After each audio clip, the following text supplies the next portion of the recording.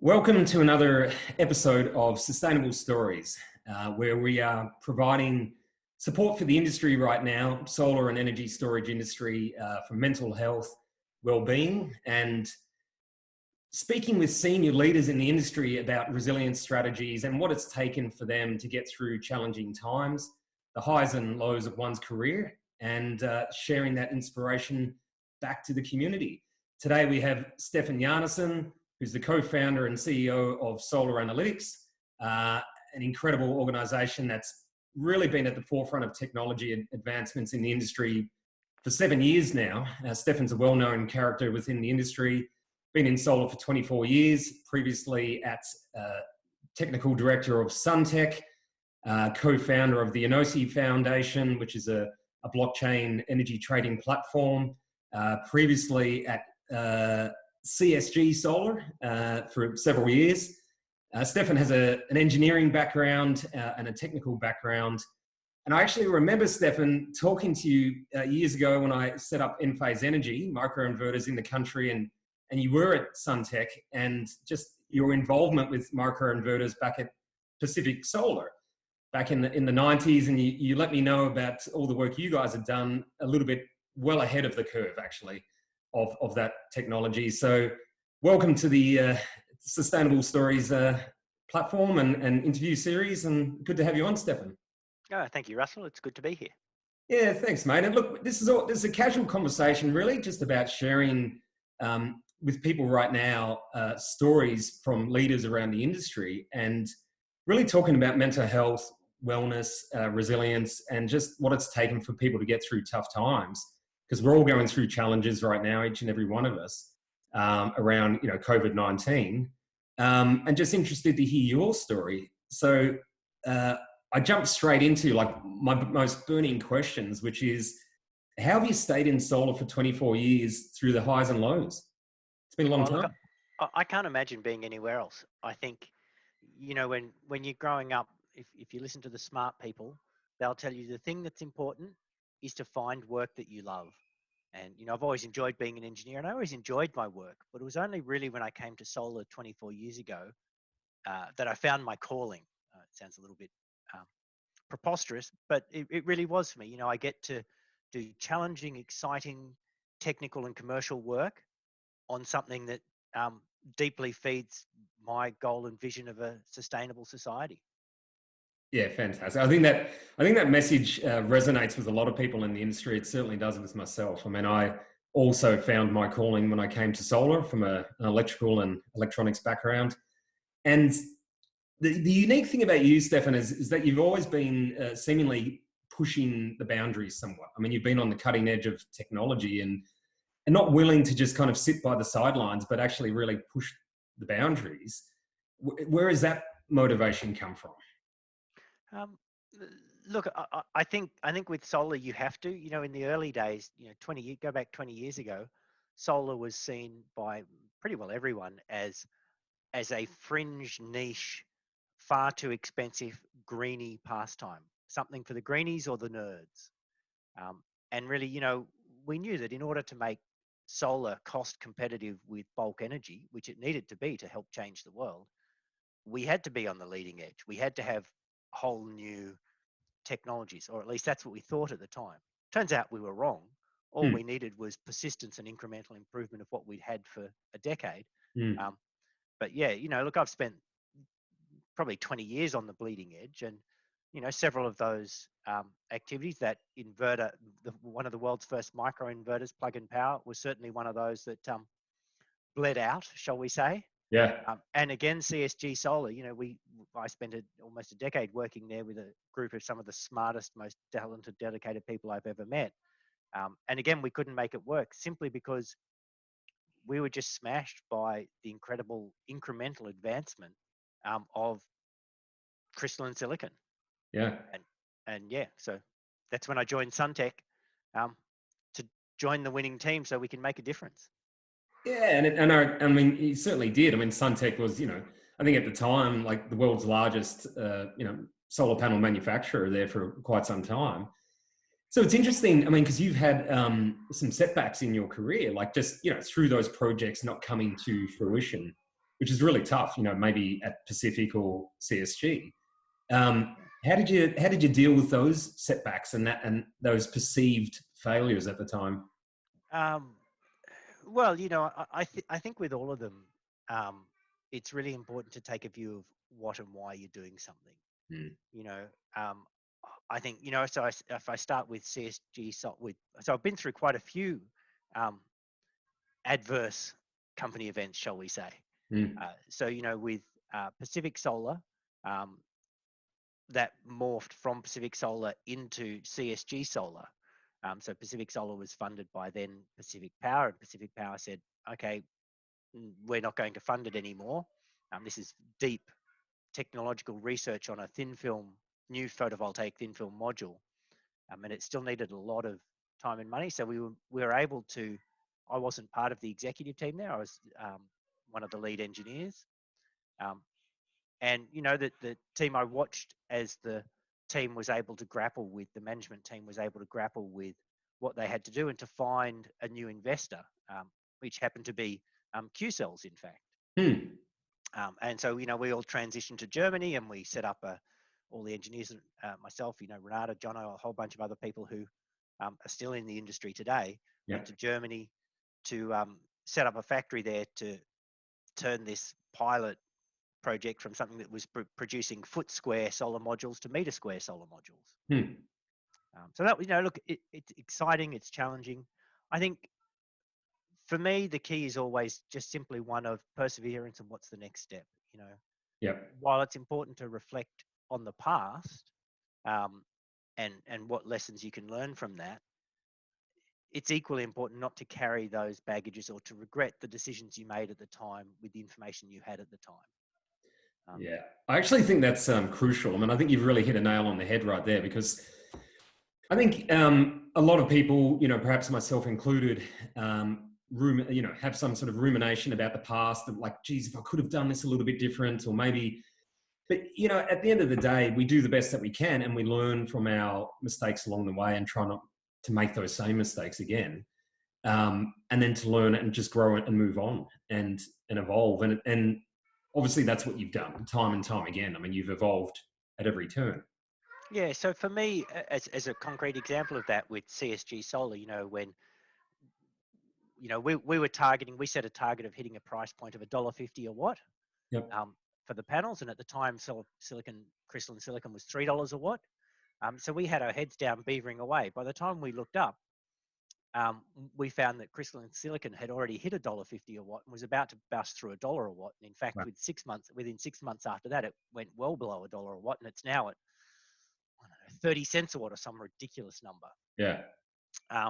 So, for me, that wasn't so much a reflection on the work we did. Just it's important to look at what's happening in the broader market. So, I make sure with the work that we do now that we look up and go, okay, we're doing great work, we're getting traction, we're delivering on our milestones, but what's happening in the broader market?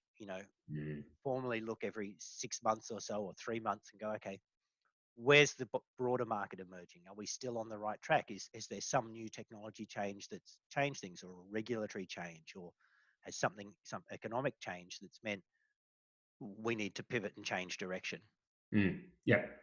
So I Yeah, think and that's really important. well, that ability to pivot and to really anticipate and look ahead, so you can make those changes in good time. I mean, that's such a skill, and I think a lot of people may not have seen or been prepared for the impacts that we're all experiencing right now, just through sheer lack of just working extremely hard but not looking ahead. I mean, from your point of view at Solar Analytics now, do you feel like you were in a good position when, the challenges hit a couple of months ago? Look, yes and no. We certainly had no pandemic planning at all, our organisation. Yeah, I don't We think had anyone did. no prior planning or preparation for this. So, we certainly didn't foresee it more than anyone else. What we did have is we had an executive who responded very quickly. So we went to remote working very quickly. We set up staff very quickly. We set up staff communications very quickly. So actually taking on I think the CEO of Pacific Hydro, I can't remember her name top of my head, mentioned that, daily communications with staff were important. So we instituted that straight away. Yeah. So we did respond very quickly to it. We're fortunate in that we're primarily a software business, so people can work from home, and the impact on our productivity has been very low. On the other side, there's certainly been downturn across the market, which we're now seeing to slowly start pick back up. Yeah. And that has certainly impacted our sales and revenues a little. Yeah. But because we have such a strong team, our whole team is stuck with us, our whole team is pulled together. And I think, in terms of preparation, what we've built is a culture that can adapt quickly and a culture that will support each other to get through adverse circumstances, So, of which we have plenty experience, I might say.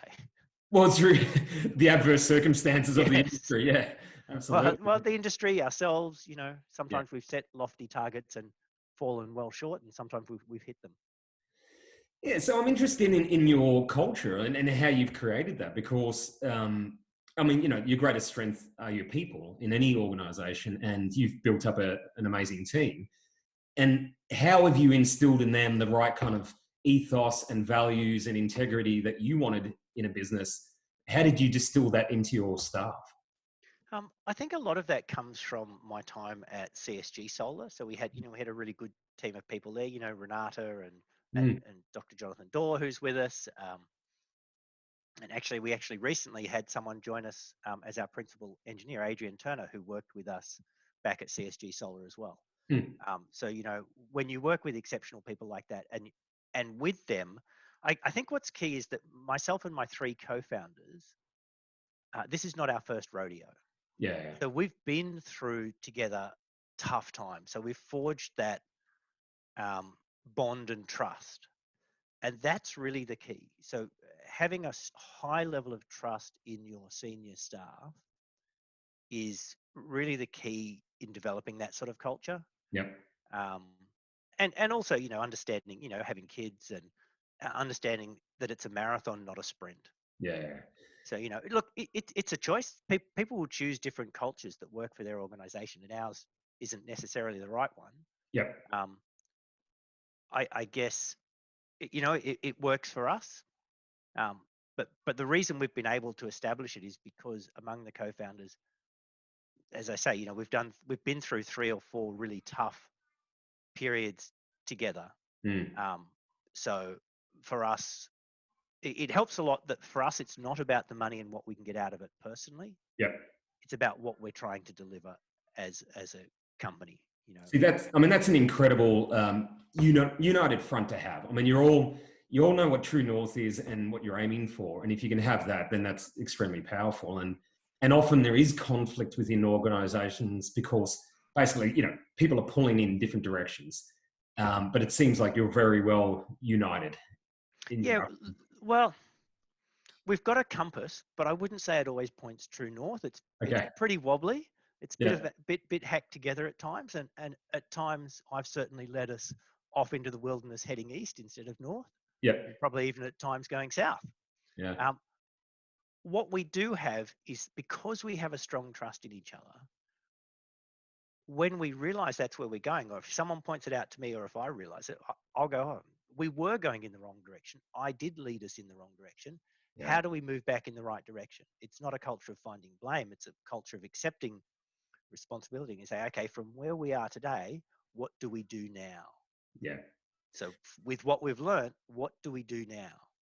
And that's key to leadership, which is take responsibility, take ownership. And especially as the leader of the organization, people down the chain will make decisions, but at the end of the day, you're ultimately responsible for the direction. And it sounds like, you have taken that responsibility and then just pivoted and redirected to where you need to be. Yeah. I think one of the things I've learned, particularly in the last 12 months, interestingly, is that I need to be much clearer. Just because the true north is crystal clear in my own head does not mean it's crystal clear anywhere else. Yeah.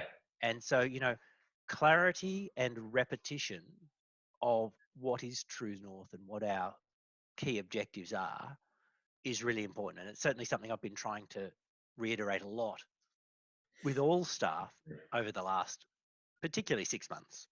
Well, I can imagine this may or may not be the case, but as an engineer and an innovator and a disruptor, you're in your mind you're probably already 4 or 5 steps ahead, if not more.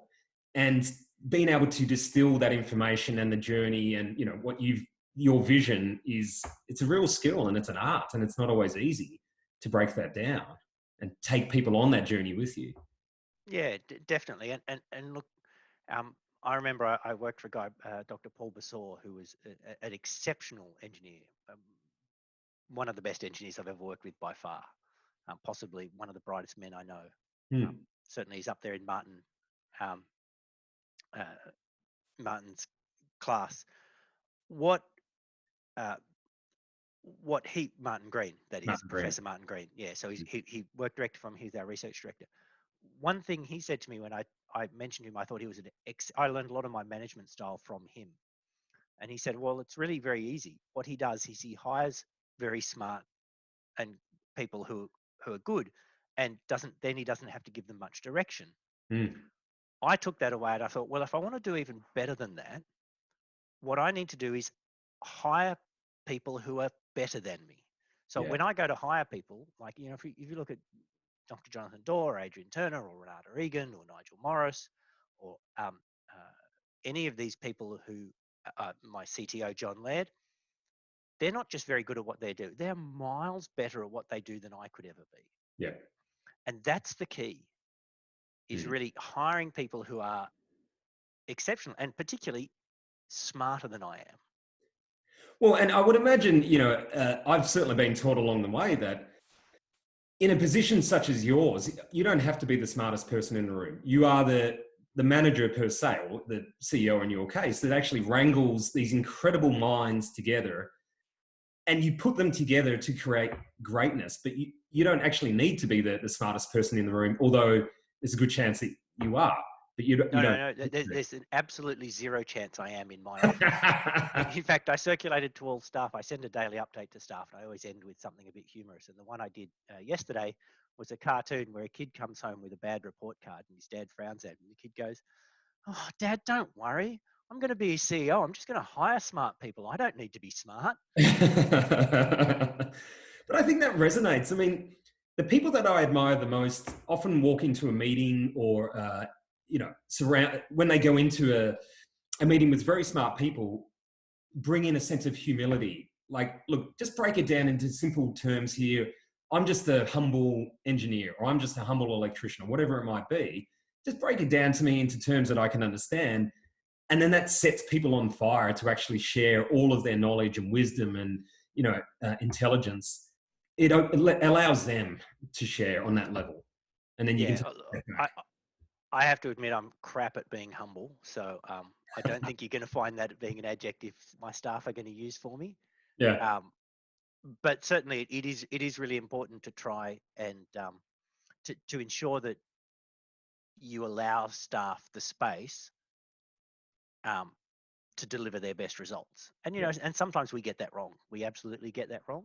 yeah, Um, it's easiest to get it right when that person is just way better than you. So with my CTO, I don't give him much direction at all because I frankly can't.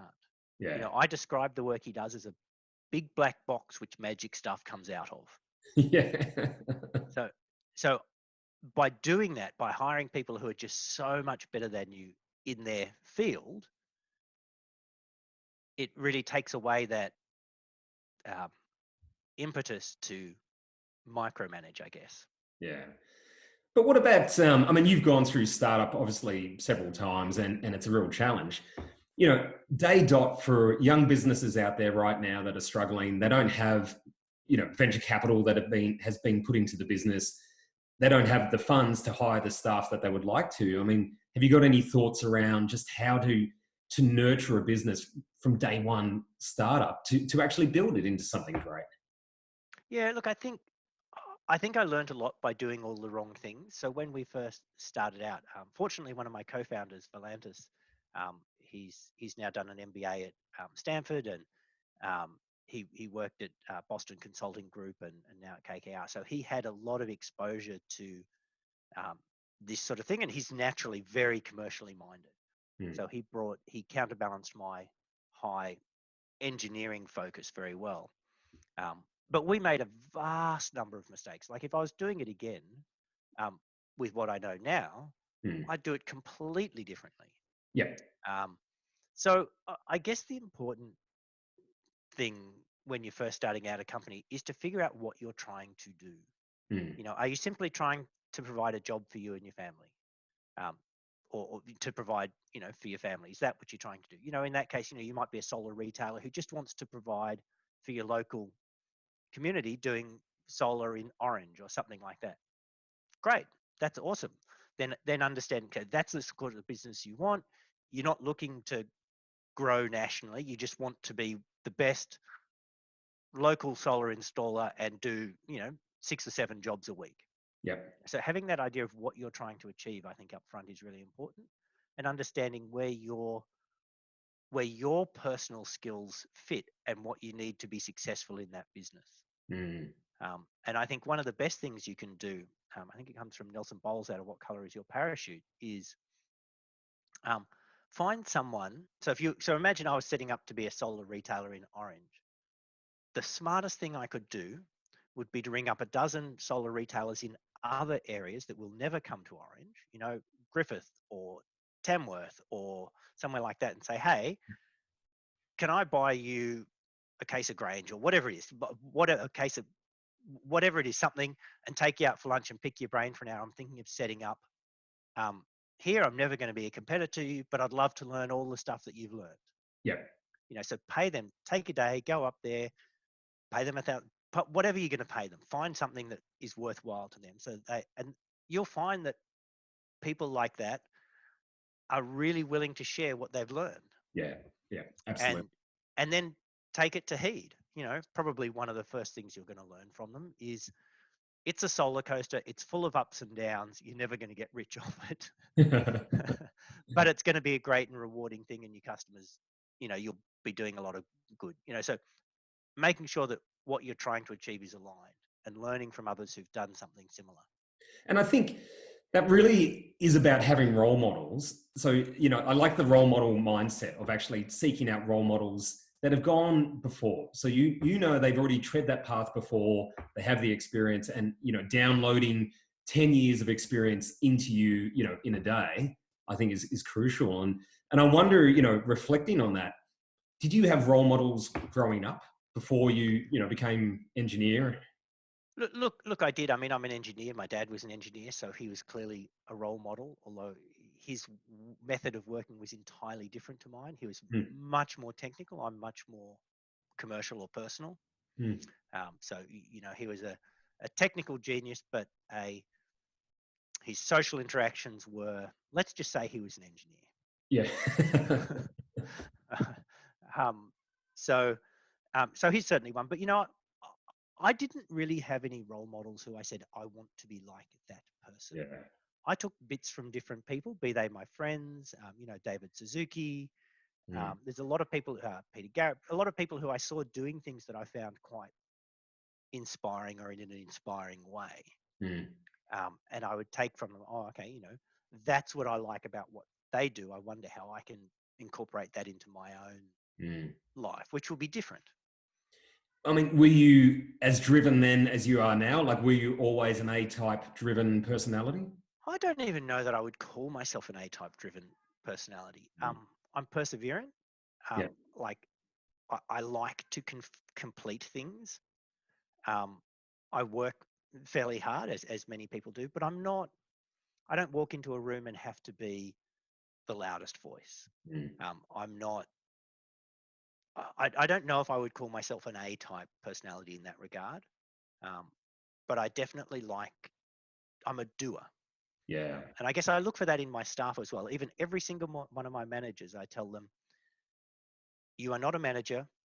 You are a manager, but you're not allowed to manage more than 50% of your time. You have to spend at least half your time, and mostly it's 80%, actually doing. So even my CTO, he spends more than half his time actually coding. Yep. Yep. And that's important. It's important because we're a startup, Mm.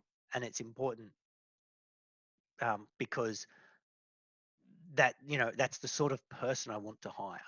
Yeah, People absolutely. who like doing. And I guess I'm the same way myself. I spend a lot of my time actually doing things rather than managing or directing or being strategy or holding meetings or whatever. I think some of the businesses that I've worked with or coached along the way, often the founder, who might have been a fantastic innovator and inventor, and that's how the business began, has fallen out of that role, has forgotten that role, and now is the CEO, for example, and is no longer inventing anything. And I really like that point of actually, coming back to what are your strengths, what are your skills, do something, get your hands dirty, roll your sleeves up. Like, how did you begin this journey? Keep doing that. Keep inventing, keep coding. If in your CTO's case, and I kind of wonder your thoughts on this, which is there are two schools of thought around strengths. So one is the old school thinking of play to your strengths, outsource your weaknesses. But some people these days would take a different approach, which is, who do I need to become to fill the role that I'm now in? So if I have weaknesses, can I become an all-rounder to fill out some of those gaps? Do you take that approach to becoming more of a rounded individual or leader, or do you outsource those weaknesses to those intelligent people that you have working for you?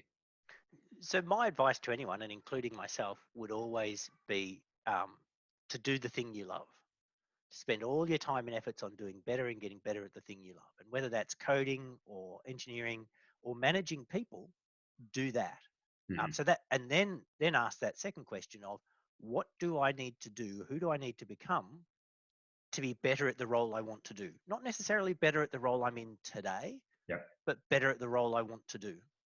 So, a CTO could be someone who says, I just love the technical challenge, the deep technical challenge of coming up with innovative software or hardware solutions.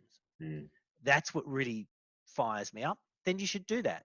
And you should pass off all the managing and process and stuff. On the other hand, you might be, no, I love the strategy. I love managing stuff. I love directing. I love orchestrating. Then do that. And allow your technical coding skills to wane a little. So I think that's really important. You can't be all things to all people, and you certainly can't be them to yourself. So I think really understanding, what do I want to be great at? And so I think, very important. What do I want to be great at? Because you can't be great at everything. I mean, you've obviously wanted to have a deep, environmental impact in the world, impact climate change. Was that a part of what you wanted to be great at, just to have that impact? I mean, obviously that drives you over the money, seemingly. I mean, that's always been important since I was a kid. I spent a bit of time growing up on a hippie commune, and it sort of impacted me at a formative time in my life. So I just, sustainability was always important to me. But I learned early on that, both by myself and from watching others, that if it's not adoptable by the masses, it's not helping sustainability. I mean, by all means, go live off the grid and do permaculture and live off the land and so on. Great, that's an excellent choice. And for you and your family, that might be the best choice. However, it's not going to lead to a significant change in our whole society and how sustainable our whole society is. So minimizing my own impact, absolutely worthwhile, but it won't make a real difference, except to me personally. So if I want to make a difference, it's got to be something that the majority of people can readily adopt and do, and it leads to them having a better quality of life. And rooftop solar fits squarely into that. Everybody can have rooftop solar, and it produces cheaper, cleaner, better, in the sense of more controlled by ourselves, electricity. So we can do it. We can save money and the environment at the same time, and it's easy for us to do. But it's interesting, right? Because you could have stayed a lead engineer, for the likes of CSG or Pacific, that type of position, but you didn't. You actually crossed the chasm to become a co-founder of a business and a CEO, which is that seems like a large leap in some ways, or maybe it was just a natural transition for you. I mean, No, you weren't. so I have a theory that all founders are accidental founders. Yes. Okay. So it's, I don't care whether you're Elon Musk or Bill Gates, every time I read their story, yes, they had some drive. Yes, they had a lot of talent. Yes, they did a lot of things, but there were a huge number of factors that just demonstrated luck. Mm. Even Google and Facebook, you listen to Sergey Brin and Zuckerberg and so on. And yes, they had a vision that it could be a multi-billion-dollar company, but they didn't really. Mm. I can point to 1,000 founders who've had the same idea and nothing's really come of it. It's a combination of skill and luck. Yeah. And it just, and certainly for myself, it's even more so. There's a lot of, the genesis for the company came because I happened to install a solar system on my roof. I put in SMA, I put in their web box. For those who still remember the web box, it's a thing of beauty. I've still got it. Installed many of them along the way. I spent at the time, okay, so I got a 3 kilowatt solar system, and I think the total price was about $18,000. Yeah, yeah. And then there was the John Howard's $8,000 rebate plus the 60-cent feed-in tariff. Yep. And I put in the best energy monitoring on the planet. I had the web box, I had a pyranometer, I had an anemometer, I had the lot. The sort of stuff you only put on industrial systems. Next day, I went into my office, fired up Sunny Bolton, and I went, well, that's useless. So it was a problem that I had. And I said, well, how can I get something better? And then sat down with some of my team, including at the time, Volantis Face, one of my co-founders. And he said, oh, look, I've been sort of working on something similar. So we developed the idea together.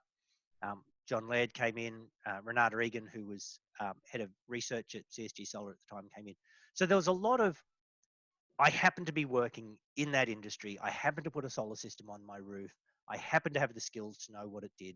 Volantis happened to be working for me at the time and have these other skills. He happened to play basketball with John Laird at the university, who was completing his PhD on real-time database application programming and handling large volumes of data, and who was at a point in his life where he was excited by what we were doing. And so we just spent our weekends doing this, and I was able to convince Suntech to put some money in to help us fund it. And we were able to get a grant courtesy of the government through University of New South Wales and one of Australia's foremost meteorologists, Dr. Jessie Copper, to do her postdoctorate work for a couple of years on building out these intelligent algorithms, and a whole bunch of things that came together.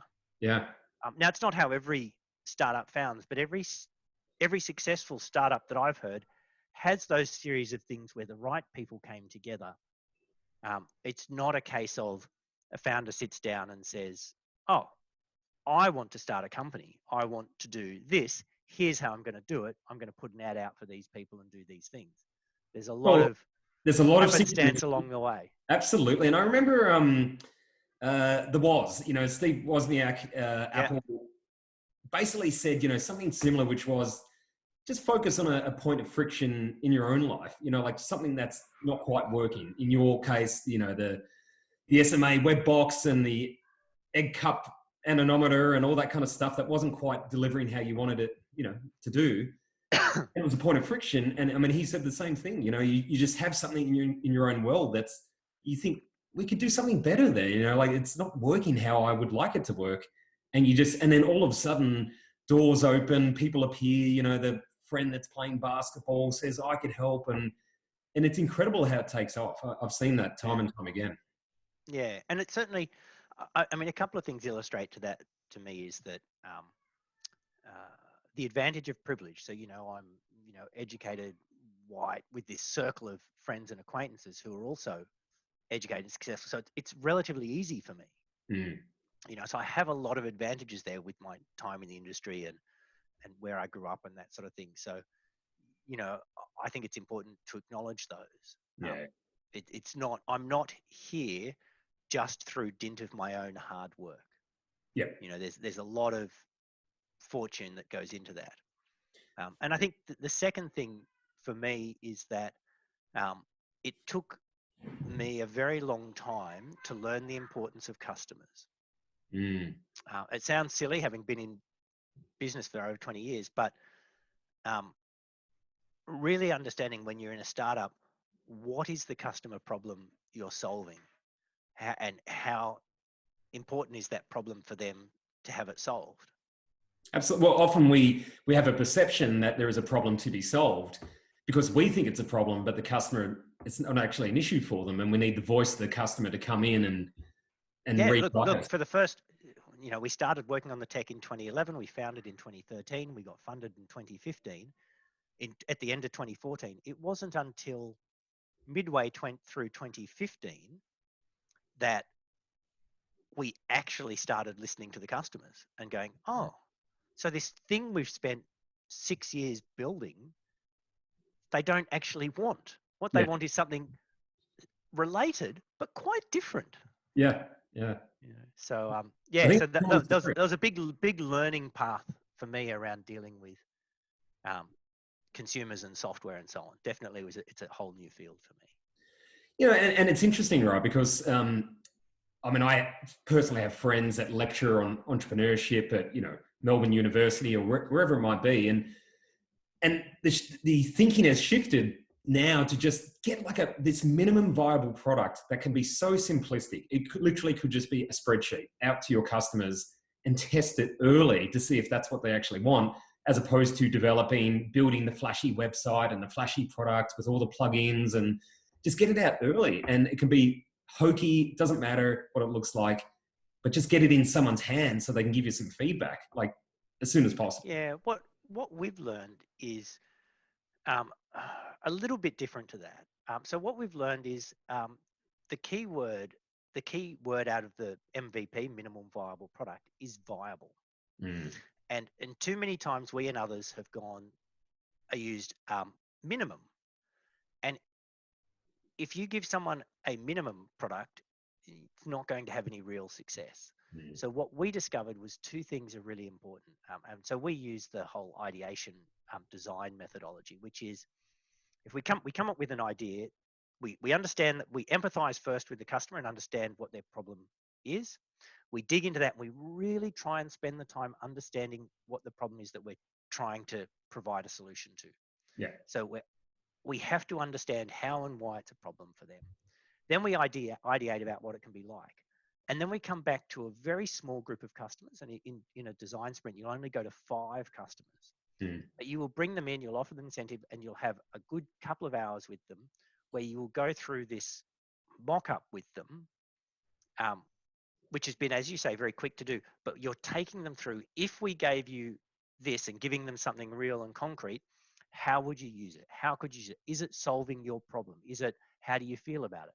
So really getting their in-depth reactions to that. And then from there, we can go away and build something and then actually deliver it to a larger number of customers and see how they use it in practice. Yep. So I think that, and we're still trying to get better at it. But that idea of really understanding the customer's problem and developing a solution that actually helps them solve it in the way they want it to be solved. Yes. Because it's not in the way we spent a long time telling people how they should solve the problem. Yep. We now try and spend our time listening to how they need the problem to be solved. Because us telling them how to do their work is never going to work. No, and that voice we tried. Is critical. We tried. They just won't listen. Damn.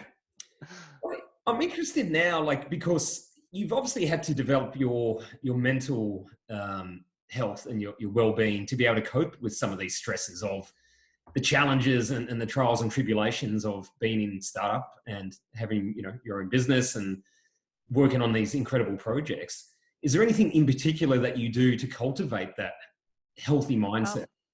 So I think for me, there are 3 things that matter. The first is doing something that's important. So for me, I want the world to be powered by rooftop solar. That matters to me.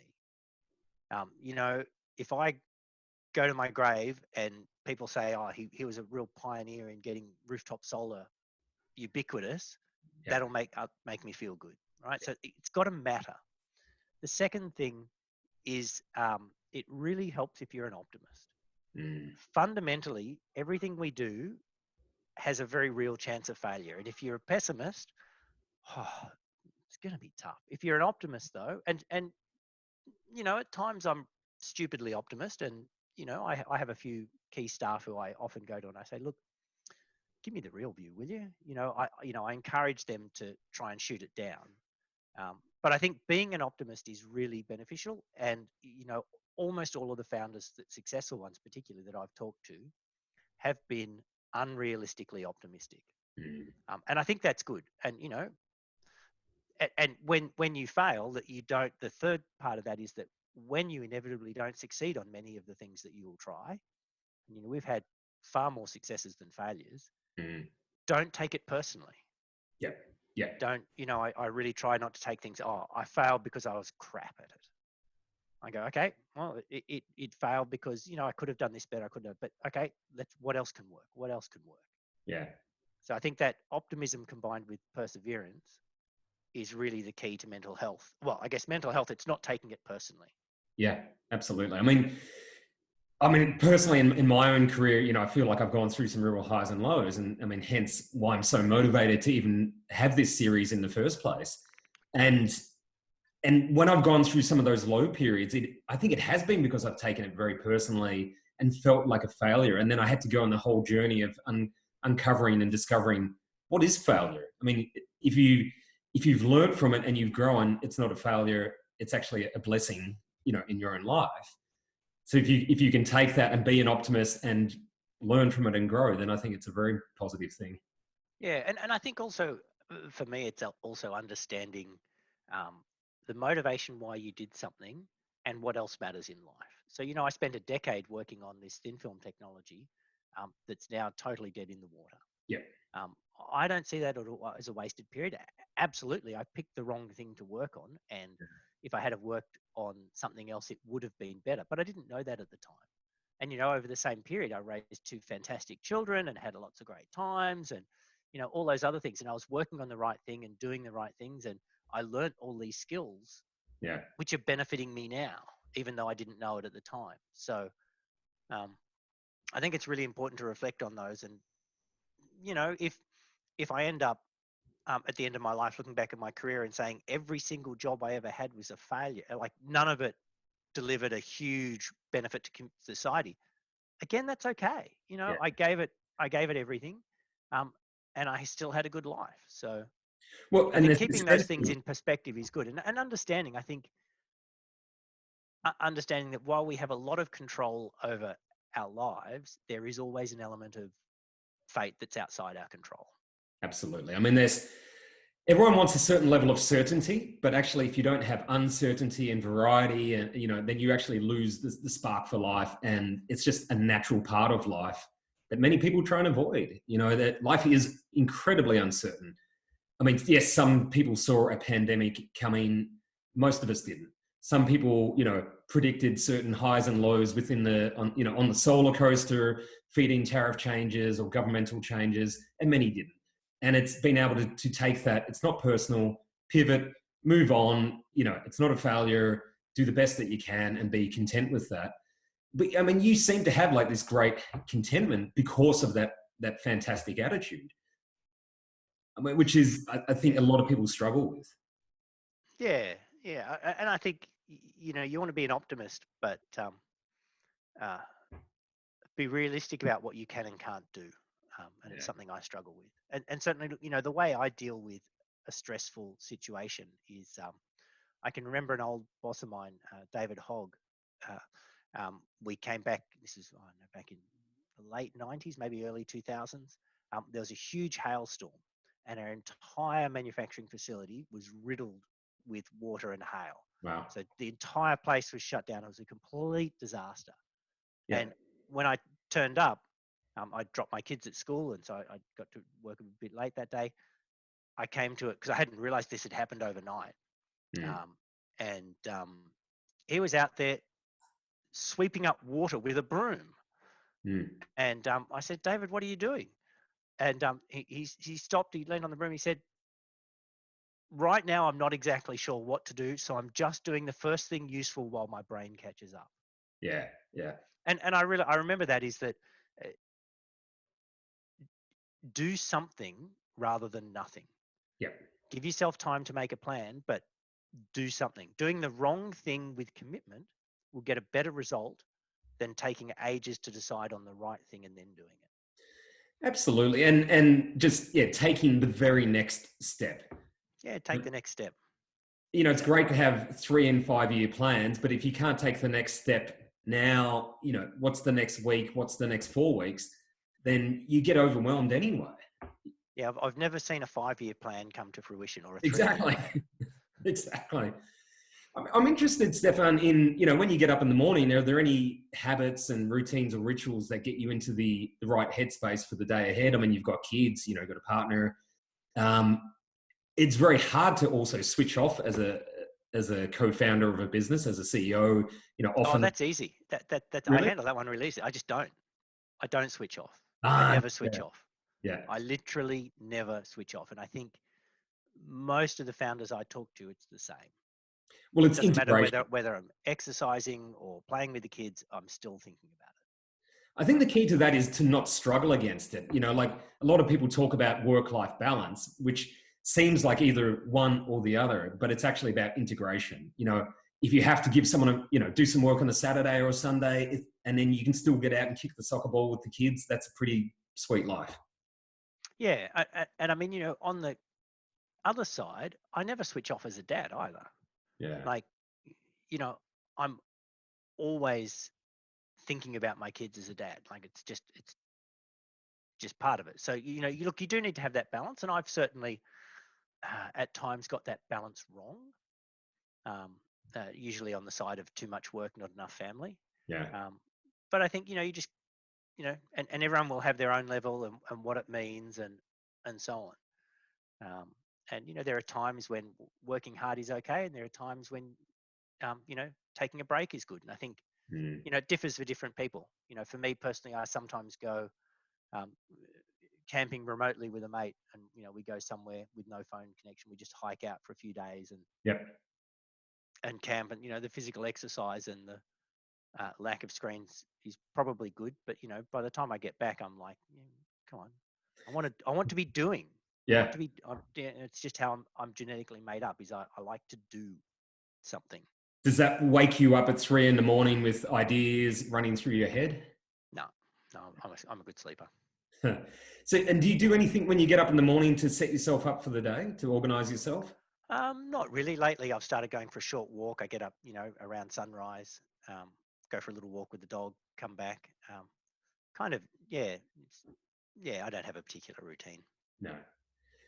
I'm interested in, Stefan, that there are commonalities in business leaders, and you've mentioned some of these already, but often, I mean, you come into contact with all kinds of, you know, managers, business leaders, entrepreneurs. Do you see some commonalities, you know, 2 or 3 commonalities between those individuals that you find to be true that make them a great leader?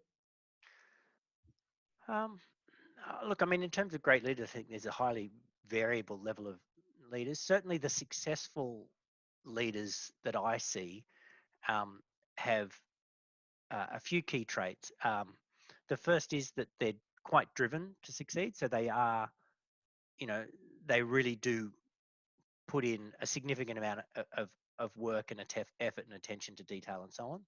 The second is they have a clear vision of what they're trying to achieve, where they're going, Mm. and they're confident in that. And then the third one is that they try to bring people along with them, and everyone has a different style with how they do that. Um, but it's hard to lead if people don't want to follow. Yeah, yeah, absolutely. Look, I mean, it's been a fantastic interview, Stefan. I'm sure we could do this for another hour. I mean, you've got a business to run and a busy day, no doubt. I'm just going to finish with one question, which is, I know you've got a couple of kids and, you know, one day you might have grandkids. If you could just leave, imagine it's your last day on earth and your career is finished, you know, the company's been successful or not, doesn't matter, but you've learned a lot along the way. Would there be 2 or 3 pearls of wisdom that you could leave for the grandkids to just say, look, these are the pearls of wisdom that I learned in my life, and may it be of benefit to you.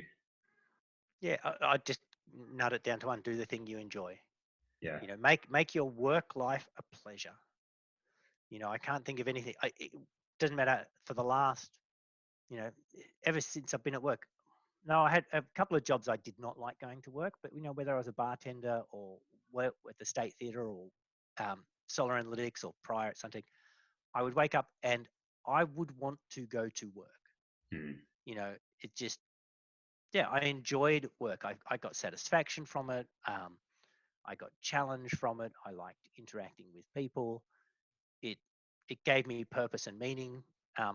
So I think doing something you enjoy, and whether that's, you know, picking vegetables or writing code or running a business or whatever it is, doesn't matter. It needs to be something that, if you were my question has always been, if you were independently wealthy, would you still go to work? Yeah. And if the answer is no, I would always just hand in my resignation the next day. Yeah. Yeah. I may not work quite as many hours, but I'd still go to work. Yeah, absolutely. I mean, I think we all need a sense of purpose in our days. And I just saw a little sense of purpose walking past in a yellow dress behind you there that, you know. Yeah. I need to go and give them lunch. Yep. So look, Stefan, it's been a wonderful interview, and I really appreciate your time. And I think a lot of businesses and people right now will get great benefit from this. So, you know, thank you so much. It's been an honor. Okay. Thanks, Russell. Always good to chat. And yeah, I look forward to hearing some of your other interviews. Yep, no worries. Well, there's plenty to come. We had Michael Rutt from SMA, Managing Director of SMA last week, and we've got all kinds of interesting interviews coming up. So looking forward to sharing. Okay. Cheers, mate. Cheers.